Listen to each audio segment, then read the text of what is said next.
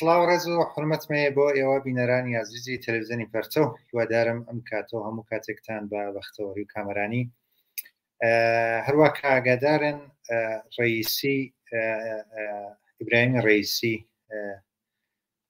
سەرۆکۆماری جمهوری ئیسلامی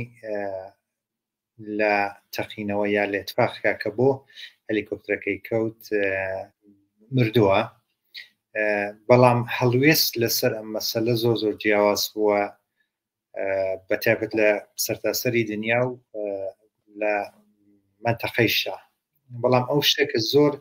سەرنجڕاکێش بووە هەڵوێستی مەقاماتی حکوومەتی هەرێمی کوردستان بۆ و هەروە بەشێ لە ئەحساب ناسیۆنالیستەکان. بۆ توێژ لەسەرم بابەتە و دلیلی ئەم ئەتفاقە و هەروەها بزانین کە چی بۆ بەرخوردیان. من داواتم کردووە لە هاوڕێ هومایانی گودازگەر کە وتێژێکمان بێ لەسەرم مەسەلە. هاوڕێ هومایانی گودازگەر بەخێر بێن بۆ بەرنامەیان بۆ. زۆر سپاس دەکەم. ماندوو نەبوونی یەکەم لە ئێوە ڕێز و سڵامەیە بۆ بینەرانی خۆشەویستی تەلەڤیزیۆنی پەرتەوە. فەرموون لە خزمەتم. زۆر سپاسانەکەم. شاید پرسیارەکە بۆ دەست پێکەین کە هەرێمی کوردستان هەمویان زۆر پەرۆشە بوون وەختێکە بەیاننامەکانیان نەخوێنینەوە یا پرسەنامەکانیان چاولەیەکەین، زۆر پەرۆشن بۆ ئەم ئەتفاقە. پرسیارەکە وەسە کە ئەگەر بکرێ باسێک بە گشتی یا هەر شوێنێکە پێتان وایە لازمە کەمێک بە جزئیات بێ باسی ئەو هەڵوێستانە بکەن و پرسیارە سەرەکیەکە وەسە کە بۆچی هەرێمی کوردستان ئەم جۆرە بەرخوردی کرد لەسەر مردنی ڕئیسی کە لە ئێرانە بە ناوی جەلادی 67 ناسرێت. ئەوەی ڕاستی بێت مەسلەی زۆر گرنگ لە مەسلەی تیاچوونی ڕئیسی قاتلی جوانانی دەهەی 60 بە ئەملاوە زۆر گرنگ بوو ئەبێ باسی لێ بکرێت و قسەی زیاتری لەسەر بکرێت. هەڵوێستێکەوە جەماوەر لە ئێران و لە کوردستان بەرامبەر بە مردنی یەکێک لە دژمنان و قاتڵانی ڕۆڵەکانی هەنگرتیان. یعنی منزورم ئەوەیە کە ئێستا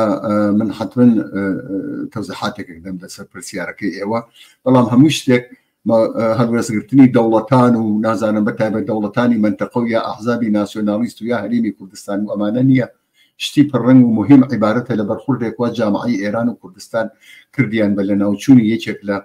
دژمنانی خۆیان، بە ئیسلاح کردیان بە لە ناوچوونی ڕێی جمهوری وڵاتەکەی خۆیان و ئەمە خۆی ئاینێ باڵانوێنی بەرامبەرکیەکە و تەنەفورێکە لە واقعدا کە جامعی ئێران بەرامبەر بە ڕژیمی جمهوری ئیسلامی هەیەتی.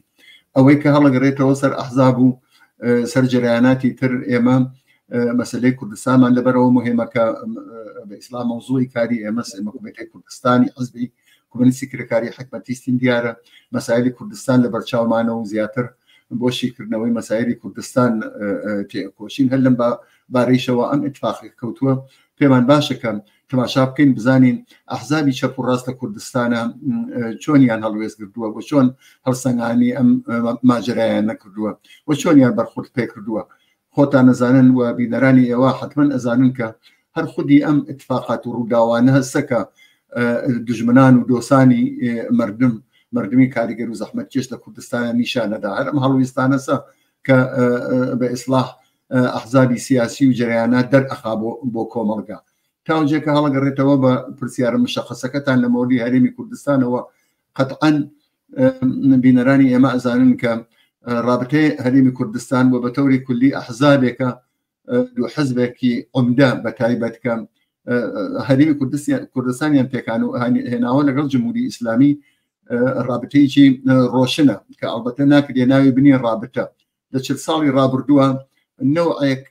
بە ئیسلاح وەکو کلیکی جمهوری ئیسلامی وابوون، چ لە سیاست گوزاریە، چ لە بەرخورد بە مەسایلی منتەقا، چ لە هەڵوێست بەرامبەر بە وڵاتانی ترە و ئەوەی کە بووە ڕۆژ بە ڕۆژ وابەستەگی و ئەتوانم زۆر بە ڕاشکاوی بڵێم نۆکەری ئەم ئەحزابی حاکمە لە بەرامبەر بە جمهوری ئیسلامی قوڵتر بووسەوە. هەموو کەس ئەزانێت کە خودی شارەکانی کوردستانی عێراق تقریبا هەر وەکو چۆن بە جوکباچی ئەەکەن هەر وەکو ئوستانێکی ترە لە باقی ئوستانەکانی ئێران. لە ساڵانی ڕابردووە تەنانەت جمهوری ئیسلامی لە سەرداننی حاکم و ئوستاندار و مقاماتی خودی هەرێمی کوردستان تەسیری بووە کەسەکانی مقامەکانی بەهاتن. دلیل تریشی ئەوە بووە کە جمهوری ئیسلامی لەگەڵ بەغا و حکوومەتی عێراق ئەم هێنیە بووە، ئەم تەسیریە لە سەریان بووە و خۆمان ئەزانین کە نانی هەرێم و وەزعیەتی اقتصادی هەرێم ئێستا بە بەغا ئەچەرخێتەوە. تەواوی سیاسەتگەری وا ئەوان گوشار تێرن بۆ سەر ئەمان دیارە لەلایەن جمهوری ئیسلامیەوە کردیە یارمەتی پێ بدرێت کە گشایش بە ئیسلاح بۆ ئەمان بێرێتە بەرەوە. بەڵام هەموو ئەمانە لەلایەکن لەلایە تریشەوە ئەو چاو لە دەستبوونەی کە ئەحزابی حاکم و هەرێمی کوردستان بەرامبەر بە جمهوری ئیسلامی بوویانە بەڕاستی ئەسڵەن ناچێتە چوارخانەی ئەوەی کە پێ ئەڵێن دیپلۆماسی، ئەڵێن پێ حسنی هەمجەواری، نازانم دوو دەوڵەتی هەمسایە ئەبێ بەیەکەوە بەرخورد و مناسباتی دیپلۆماسییان بێ. هەموو ئەوانە لە دنیای ئمڕۆ معنای هەیە، هەرچەند ئەوانیشە پڕیە لە ڕیاکاری. بۆ نمونە سکوتی یەک دقیقەی سازمانی ملل و نیمە ئەپراشتەکردنی پەرچەم پڕیە لە ڕیاکاری و بەرخودی زدی بەشرانە بە قەتڵعامی 100,000 نەفەر جوان لە ئێرانە. یا ناتۆ مەسەڵەن لە نەزرا بگرن، معلوم نییە ناتۆ چ ڕەبتێکی هەیە بە جمهوری ئیسلامیەوە کە ئەوان تەسلیەت ئەنێرن. کارم بەو ڕیاکاریانەوە کە برژوازی ئیمڕۆ لە سەطحی دنیایەتی نییە، بەڵام ئەوەی کە هەڵگەڕێتەوە سەر حکوومەتی هەرێمی کوردستان بەڕاستی وابەستەجیەک و قەومایەتیەکی سیاسی و مەسەبیە کە لەگەڵ جمهوری ئیسلامیە هەمیشە بوویانە، خۆیان وتویانە. نەوشیروان لە مەجلسی تەحلیفی خودی خاتەمیە کە بوو بەڕێی جمهور وتی ئێمە هەمیشە بەشێ بووین لە جمهوری ئیسلامی. بەڕاستی ڕاستەکە یا ئەوەی وا ئێمە ئەیبینین لە نێو کوردستانی عێراقا کراوە ترۆری نایارەکانیان جەمکردنەوەی محدودکردنەوەی هەر ڕۆژەی ئۆپۆزیسیۆن کوشتن و شار و زەختکردن لەسەریان، هەموو ئەمانە سابقەیەکە کە بووە. لە ئەم مەسەلا بازم هەر ئیدامەی ئەوەیانەدا بە شێوەیەکی زۆر زۆر قیزەونانە بە ئیسلاح پوچیان نا لە جوانانی کورد کە ئەعدام کراون لەلایەن ڕێی جمهوری کوژراوە لەلایەن ڕئیسیەوە بەرامبەر بە شایی و خۆشی جەماعەت لە ئێران و لە کوردستانە هەڵسان وەفتیان ڕێخست نەیەک و دوو. ئەگەر وڵاتانی تر بێلەخەرە نمایەندەیەکیان ئاهناریا کەسێکی ئاهناریا تەسلیەتێکیان ئەوت، ئەمان هەر وەکو خاوەن شیوەن وەکو خاوەن عەزا هەڵسان تەواوی بە ئیسلام مەقاماتی بانیان ڕۆشتن و ئەوێ و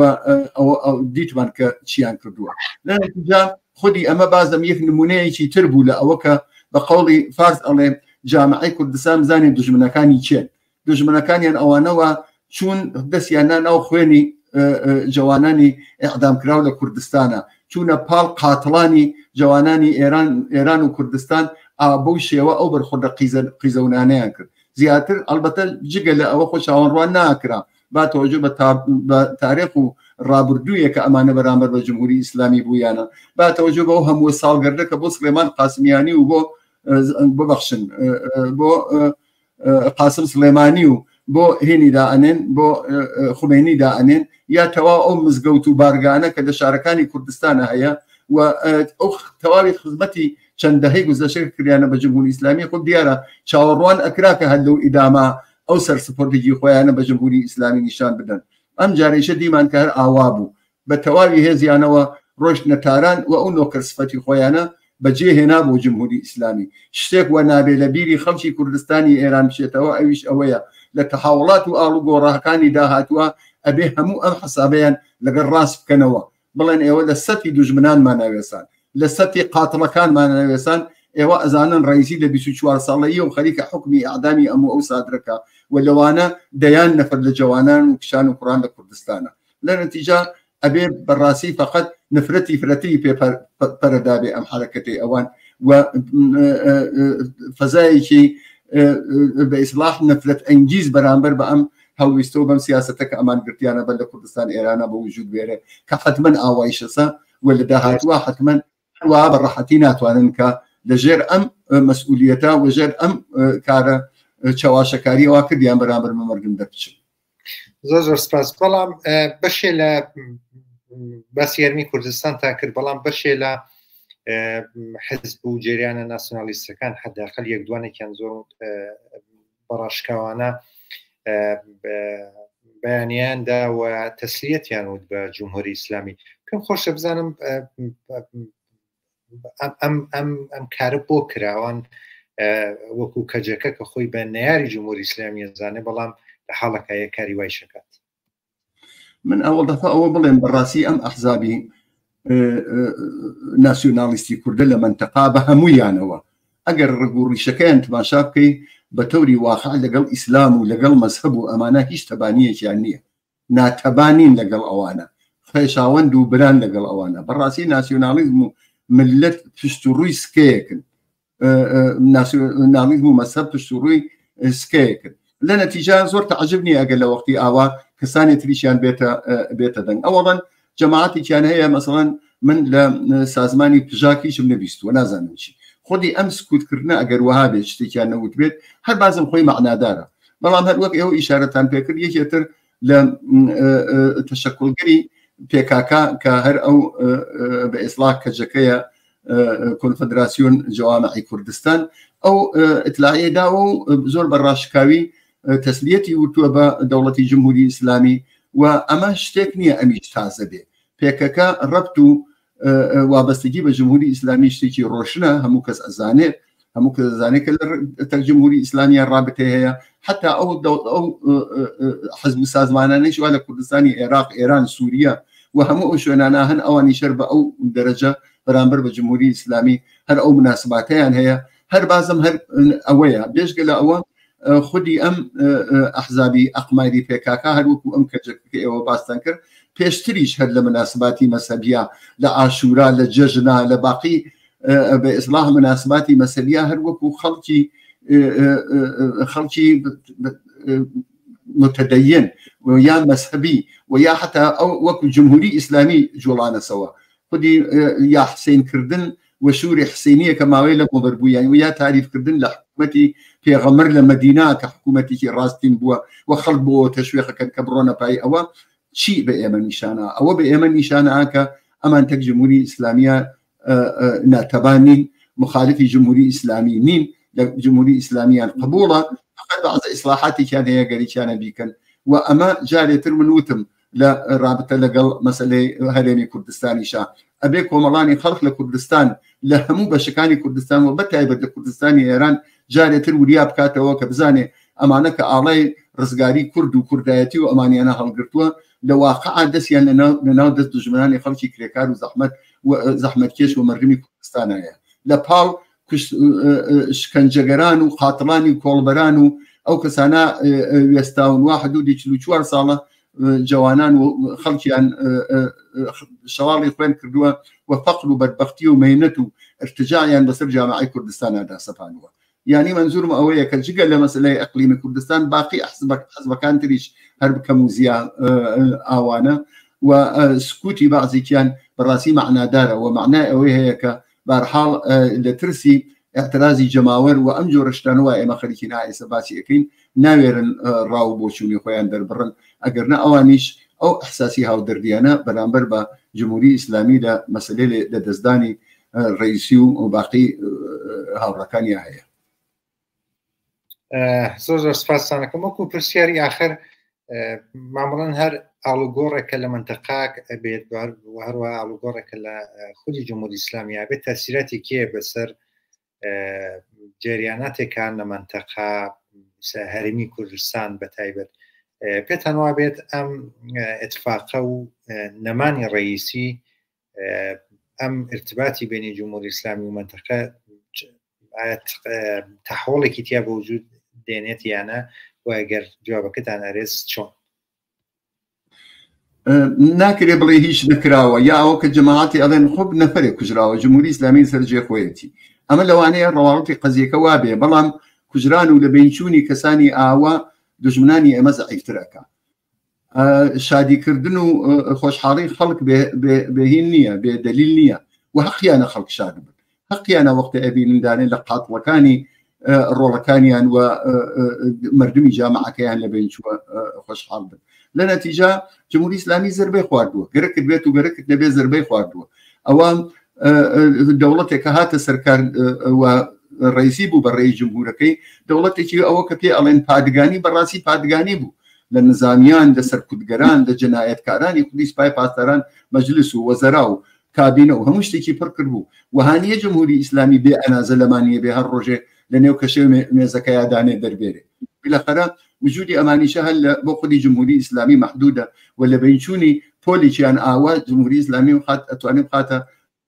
تەنگ و چەڵەمەوە بێژگە لەمە ئەتوانێت اختلافاتی ناو خودی جمهوری ئیسلامی فرەتر بکە هەر ئەم دەنگووە کە باسی ئەوەیە کە خودی ڕەکەبەری و اختلاف ناو جمهوری ئیسلامی ئەتوانی یەکێ لە هەوەکانی داکەوتنی هەلیکۆپتری ڕئیسی بێ ئەو واقعیەتمان پێ ئەڵێ کە لەناو جمهوری ئیسلامی و لەنێو هەستە سەختەکەیە و لەناو ئەوانەیانەوە زۆر ئوسوڵگەرە و لایەنگری ڕاگررتنی خشونەتباری جمهوری ئیسلامی حتا ناو ئەوانیشە ئەو دووبەرەکی و ئەختلافایە کەوایە ئەمە بە زەرری جمهوری ئیسلامی بووەوە بە معنای جمهوری ئیسلامی زەعیفەکە و بنای تەشەنە و اختلال خاتە ناو جمهوری ئیسلامی بێخود نەبوو وا خامنەی هێشتا خەبەرەکە بڵاو نەبووەوە فورن هاتە پشت میکرۆفۆن ووتی هەموو شتێکا لەسەر جێ خۆی مەرزەکان ئەمنن ناوە ئەمنە ئەو وەزیرەکەی تریان وتی ئەوەی یارانەکان ئەدەین هۆخۆق ئەدەین فڵان ئەدەین لەبەر خاتر ئەوە ترسیان هەیە لە هەڵچوون و لە ڕاپەڕێنی ناو جامعە خۆیان دیویانە ئەزانن ئەسەر خۆیان ئەزانن چ بەڵایکیان هێناوە بەسەر ئەو جامعە لە نەتیجا حتمما بەزەرەر جمهوری ئیسلامیە حتمما چەلەنجێک و کۆسپێکە لەبەردەم جمهوری ئیسلامی کە بە ڕاحەتی ناتوانێت بخۆزێتەوە بە ئەمە کە ئەو چێبوو بە ئینتخابات هەل لەسەرەوە چێ ببێ بەڕێی جمهوری هەل لە ئێستاوە لە سولوکۆڵ یەکەوە ئەچنە سەرەوە وەڕقابەت و ئەو دوو دەسەی ناوخۆیانە زیاتر تەشتی دەکاتەوە و خودی ئەم سانەحەکە بوو و خودی ئەم اتفاقە تا ئەنازەی وری خەڵکەواتەبان لەوانەیە جمهوری ئیسلامی هەڕەشە و گوڕەشە بکە بەڵام جمهوری ئیسلامی چ ساڵە هەڕەشە و گوڕەشاکە و ئابەم حەدەگەی وەکە ئێستا لە مەرمەکەی خۆی ئەترسی ئەوەی کە مهمە ئەوەسە کە جامعە بە شتی بە مثبت ڕۆشتوسە بەرەمپیری ئەمە ئەکسەری ئەحزابی سیاسی حتا ئەتوانم بڵێن بەشێ لە ڕاستەکانیش هەموو ئەمانە بەباری ئەوە کە جەنایەتکاری